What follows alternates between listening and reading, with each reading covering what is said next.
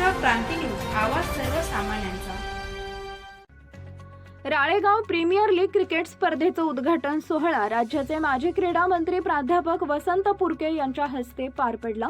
यावेळी प्रमुख पाहुणे म्हणून नगराध्यक्ष रवींद्र शेराम, उपनगराध्यक्ष जानराव गिरी, यवतमाळ अर्बन बँकेचे संचालक ॲडव्होकेट प्रफुल्ल सिंह चौहान, माजी नगराध्यक्ष बबनराव भोंगारे, राष्ट्रवादी काँग्रेस तालुका अध्यक्ष शशिकांत धुमाळ, शिवसेना शहर प्रमुख संतोष कोकुलवार, राष्ट्रवादी काँग्रेस शहर अध्यक्ष प्रकाश खुडसंगे, आदर्श मंडळाचे उपाध्यक्ष अशोक भागवत, सदस्य प्रदीप ठुणे, युसुफ अली सय्यद उपस्थित होते।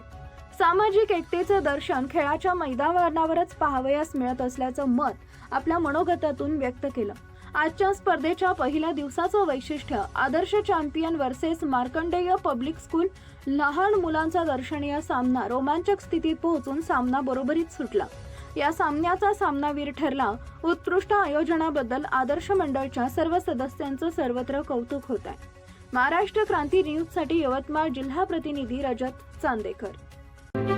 अशाच नवनवीन बातम्या पाहण्यासाठी आमच्या महाराष्ट्र क्रांती न्यूज या YouTube चॅनलला लाईक करा, सबस्क्राईब करा आणि बेल आयकॉनला प्रेस करा।